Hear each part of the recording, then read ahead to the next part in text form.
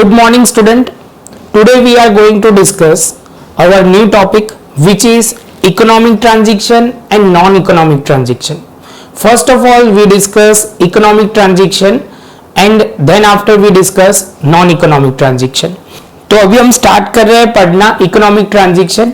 आपके नीचे यहाँ पे आ रहा होगा इकोनॉमिक ट्रांजैक्शन किसको बोलते हैं उसके रिलेटेड.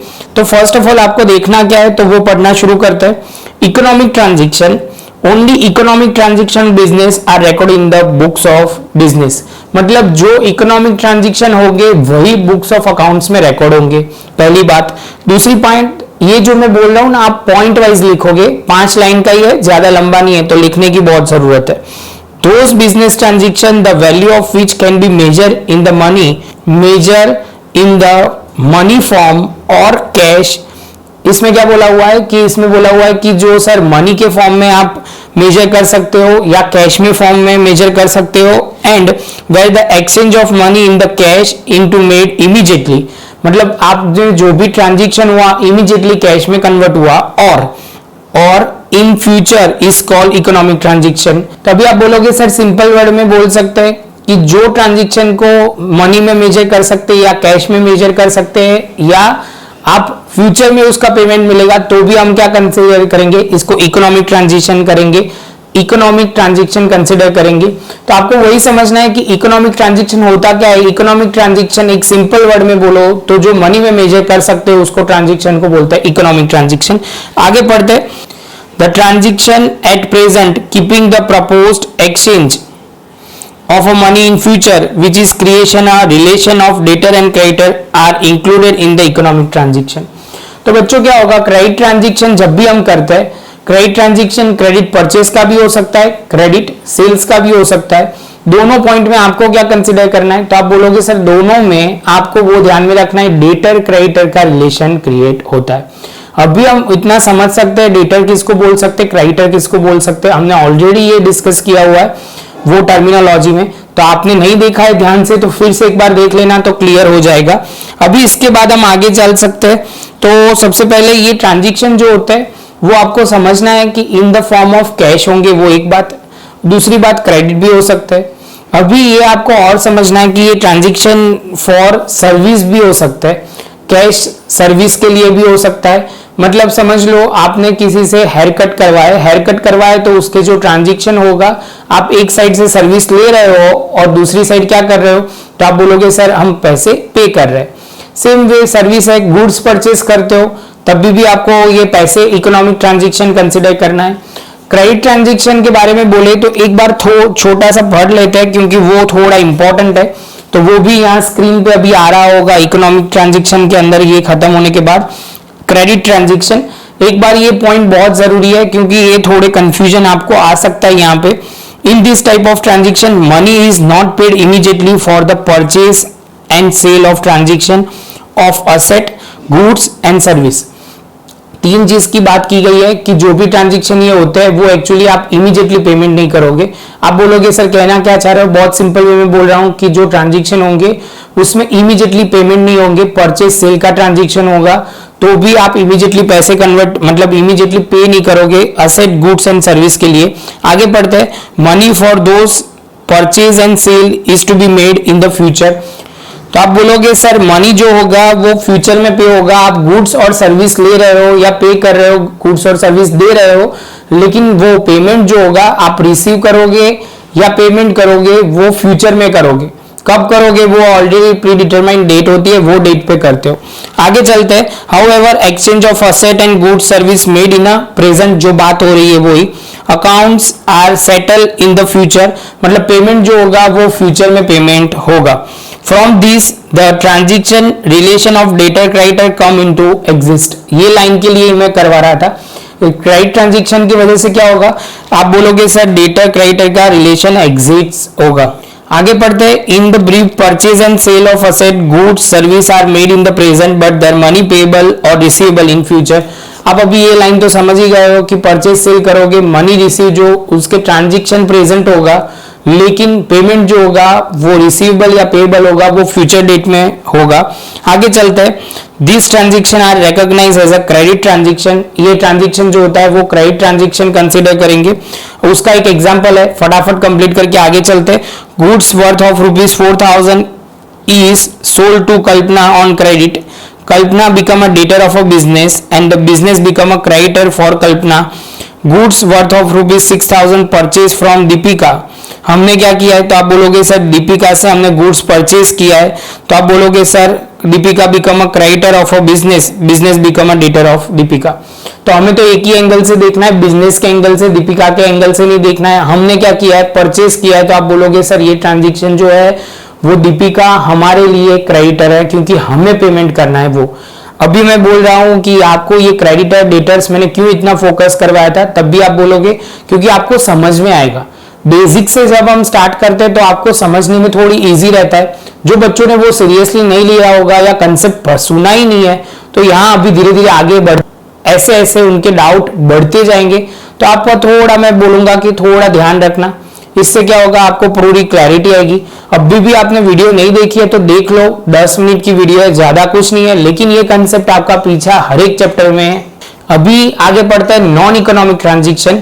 ये भी एक लास्ट पॉइंट है जिसमें हमें डिस्कस करना है। इसमें बहुत सिंपल तरीके से दिया हुआ है। Non economic transaction have those transaction whose value can not be measure in the term of money. जैसे आपको बोला गया है कि जो ट्रांजेक्शन मनी में मेजर नहीं कर सकते हो वो ट्रांजेक्शन को हम नॉन इकोनॉमिक ट्रांजेक्शन बोलते हैं। जैसे आप ऑर्डर किसी को देते हो, ऑर्डर मतलब वो अभी हम डिस्कस करेंगे एग्जांपल, तो अभी वो प्रॉपर तरीके से, तो आप अभी वो समझोगे जो ट्रांजेक्शन मनी में मेजर नहीं कर सकते वो ट्रांजेक्शन हम बुक्स में रिकॉर्ड नहीं करेंगे और उसको हम क्या बोलेंगे, नॉन इकोनॉमिक ट्रांजेक्शन। इसके साथ अभी ऐसा बोल सकते हैं कि हमारा जो थियरी पॉइंट था इकोनॉमिक नॉन इकोनॉमिक ट्रांजेक्शन हमने डिस्कस कर लिया। एक एक्स्ट्रा पॉइंट हमने डिस्कस किया क्रेडिट ट्रांजेक्शन। अभी हम स्टार्ट कर रहे हैं, इसका आपको आइडेंटिफाई करना है कि ये जो ट्रांजेक्शन मैंने आपके लिए सारे ट्रांजेक्शन लिख के रखे हुए, आपको वो ट्रांजेक्शन देखने कि ये ट्रांजेक्शन कैसे है, इकोनॉमिक ट्रांजेक्शन है या नॉन इकोनॉमिक ट्रांजेक्शन। तो फर्स्ट ऑफ ऑल हम पूरा पढ़ना शुरू करते हैं। इक्वेशन कुछ इस तरह है, describe the whether the following transaction are economic और non economic transaction and classify the reason for it. तो मैंने सारे ट्रांजेक्शन लिख दिए, आपको वन बाय वन हमें डिस्कस करते जाना है और लिखते जाना है। समझ लो मैंने भी लिखा है, तो आपको भी ये प्रॉपर तरीके से नोट्स बनानी शुरू करनी पड़ेगी। यहां से कहीं ना कहीं एमसीक्यू में पॉइंट आएंगे, वीएसक्यू में पॉइंट आएंगे, छोटा सा सम आ सकता है। यहां से पहली शुरुआत हो रही है आपकी अकाउंट्स की लिखने की, तो प्रॉपर तरीके आप लिखते जाना तो आपके लिए बहुत हेल्पफुल होगा। बच्चों अभी हम स्टार्ट कर रहे हैं। यहाँ पे फर्स्ट ट्रांजेक्शन हमें क्या दिया हुआ है, असेट परचेज फॉर ₹10,000। मतलब हमने असेट जो परचेज की है वो 10,000 की परचेज की है। ये first of all cash transaction है। आप बोलोगे सर यहाँ पे कैसे आपको पता चल गया, क्योंकि सीधा लिखा हुआ है असेट परचेज फॉर 10,000। तो आप बोलोगे सर ये कैश ट्रांजेक्शन है। फर्स्ट ऑफ ऑल आपको इकोनॉमिक है कि नॉन इकोनॉमिक वो लिखना है, तो आप बोलोगे सर ये इकोनॉमिक ट्रांजेक्शन है। कैसा ट्रांजेक्शन है, इकोनॉमिक ट्रांजेक्शन, जिसमें आप क्या लिखोगे, अगेंस्ट असेट। तो आप बोलोगे सर आपने असेट परचेज की है, उसके सामने आप कैश पे कर रहे हो। समझ में आ रहा है, बहुत सिंपल बात है। आपको पहले तो इसमें ये जो ट्रांजेक्शन में असेट की वैल्यू मेजर कर सकते हो, क्या कर सकते हो, मेजर कर सकते हो। तो आप बोलोगे सर ये ट्रांजेक्शन कैसा है, इकोनॉमिक ट्रांजेक्शन है। इसके बाद आपको क्या समझना है, तो आप बोलोगे sir asset purchase from Radha for 12,000 on credit. तो आप बोलोगे सर ये क्या है, क्रेडिट ट्रांजेक्शन बोल दिया है। क्या बोल दिया है, क्रेडिट ट्रांजेक्शन बोल दिया है सब में। इसका मतलब आपको फ्यूचर डेट में राधा से पेमेंट करना है कितना, 12,000। पहला पॉइंट। तो आपको ये पता है कि इकोनॉमिक ट्रांजेक्शन में क्रेडिट ट्रांजेक्शन भी हो सकते हैं, और आप क्या बोलोगे, तो आप बोलोगे सर क्रेडिट ट्रांजेक्शन भी हो सकते हैं और कैश ट्रांजेक्शन भी हो सकते हैं। तो कैश ट्रांजेक्शन हो या क्रेडिट ट्रांजेक्शन हो, कैश में इमीडिएटली पेमेंट होता है, जब क्रेडिट ट्रांजेक्शन में आप बोलोगे सर पेमेंट जो होगा वो फ्यूचर डेट पे होगा। मतलब पहले से ही आज से ही डिसाइड हो गया है कि प्री डिटरमाइन के राधा से हमने परचेज किया है, तो हम फ्यूचर डेट में 12,000 हमें राधा को पे करना है। तो ये कौन सा ट्रांजेक्शन है, तो आप बोलोगे सर इकोनॉमिक ट्रांजेक्शन। तो आप लिखोगे इकोनॉमिक ट्रांजेक्शन, यहां पे आप बोलोगे relation of creditor and debtors. आप बोलोगे sir relation of creditor and debtors relation आएगा क्योंकि पेमेंट अभी हुआ नहीं है, इसलिए जब भी क्रेडिट ट्रांजेक्शन होता है तो डेटर क्रेडिटर का रिलेशन एग्जिस्ट होता है। उसके बाद आगे पढ़ते हैं असेट सोल्ड फॉर ₹20,000। तो अभी आपको बोला गया है कि असेट आप सोल्ड कर रहे हो कितने में, तो 20,000 में सोल्ड कर रहे हो, तो आप बोलोगे सर ये इकोनॉमिक्स ट्रांजेक्शन है। कैश रिसीव, क्या लिखेंगे, कैश रिसीव अगेंस्ट असेट। आप बोलोगे सर असेट आप सेल कर रहे हो, उसके सामने आपको क्या मिल रहा है, कैश मिल रहा है, तो आप बोलोगे सर ये इकोनॉमिक ट्रांजैक्शन है क्योंकि असेट जा रही है और पैसे आपको मिल रहा है, तो पैसे मिल रहे हैं, तो आप बोलोगे सर ये इकोनॉमिक ट्रांजैक्शन है। आगे चलते हैं asset sold to Meera for 22,000 on credit. आप बोलोगे सर ये ट्रांजैक्शन क्रेडिट ट्रांजैक्शन है, उन्होंने बोल दिया है। दूसरी बात बोलोगे सर लेकिन प्री डिटरमाइंड डेट नक्की हो गई होगी, मतलब फ्यूचर में पेमेंट होने वाला है, और कितना पेमेंट होने वाला है, 22,000। कितना बच्चों, 22,000 पेमेंट होने वाला है, तो आप बोलोगे सर ये इकोनॉमिक ट्रांजैक्शन है। यहां लिखोगे relation of creditors and debtor come into exist, मतलब ये क्रेडिट ट्रांजैक्शन है तो इसकी वजह से डेटर क्रेडिटर के रिलेशन एग्जिस्ट होंगे। इसके बाद बच्चों आगे चलते हैं, तो आप बोलोगे sir ₹8,000 paid for wages. Wages मतलब आप क्या, जब वो लेबर जो होते हैं वो फिजिकल वर्क करते हैं, जो रोड पे काम करते हैं, फैक्ट्री में काम करते हैं, उसको वेजिस पे करते हैं। हम क्या पे करते हैं, वेजिस पे करते हैं। तो वेजिस पे करते हैं तो वो इकोनॉमिक ट्रांजैक्शन होते हैं बच्चों, क्योंकि हम पैसे उनको दे रहे हैं, पैसे दे रहे हैं, इसलिए इकोनॉमिक ट्रांजैक्शन कंसिडर करेंगे। तो यहां पे आप क्या लिखोगे बच्चों, कैश रिसीव, तो आप लिखोगे कैश पेड अगेंस्ट सर्विस। फिर से एक बार, तो आप बोलोगे सर ये जो है आप पे कर रहे हो 8,000 पेड टू वेजिस, तो वेजिस आप एक साइड से क्या बोलोगे सर हम पेड कर रहे हैं तो पैसे जा रहे हैं तो इकोनॉमिक है। दूसरी बात आप क्यों उनको दे रहे हो, तो आपने उनकी सर्विसेज लिए, तो सर्विसेज किसके लिए, तो सर्विस आप बोलोगे कैश पेड अगेन सर्विस। समझ में आ रहा है, सर्विसेज पे करोगे लोगे तो सर्विसेज लिखोगे, क्रेडिट ट्रांजैक्शन होगे तो डेटर क्रेडिटर का रिलेशन एग्जिस्ट हुआ है ऐसे लिखोगे, और आप बोलोगे सर कैश ट्रांजैक्शन है तो आप बोलोगे कैश पेड अगेंस्ट गुड्स और सर्विस। बस इतना ध्यान रखना है, दो ही चीज पे हम फोकस कर रहे हैं। इसके बाद आप बोलोगे सर 7th वाला है लायबिलिटी ऑफ ₹50,000 सेटल, मतलब आप बोलोगे, अभी आप बोलोगे सर यहाँ पे क्या इसका मीनिंग हुआ, तो बहुत सिंपल है, आपने किसी से पहले पैसे लिए होंगे 15,000 जो अभी आप पे कर रहे हो, तो अभी आप पे कर रहे हो तो ये इकोनॉमिक ट्रांजैक्शन हुआ क्योंकि इसमें मॉनेटरी वैल्यू कंसिडर करेंगे। कितनी अमाउंट है 15,000, तो आप बोलोगे cash paid for liability.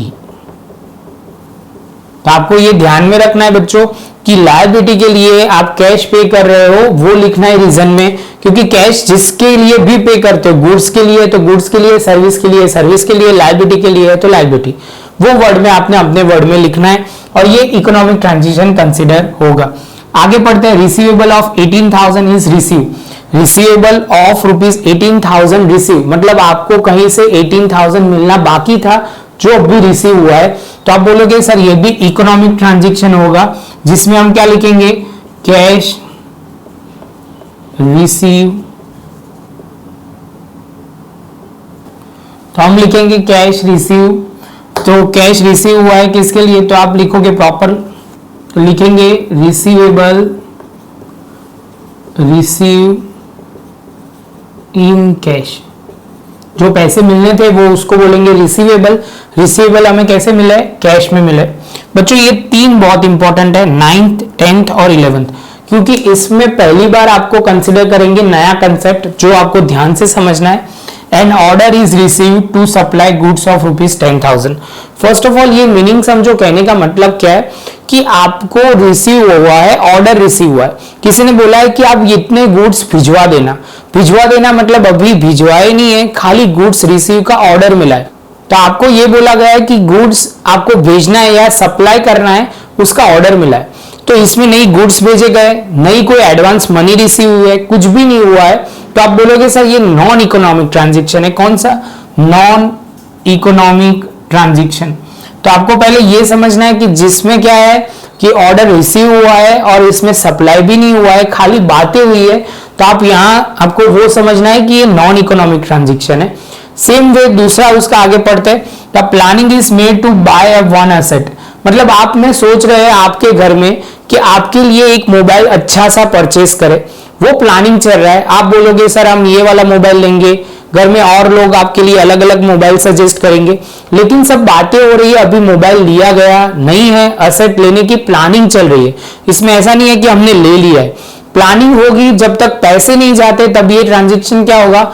Non economic transaction. तो यहां पे भी हम लिखेंगे नॉन इकोनॉमिक ट्रांजेक्शन। और लास्ट में हम लिखते हैं third point, to enhance the sale for discussion a meeting is arrange with the salesman.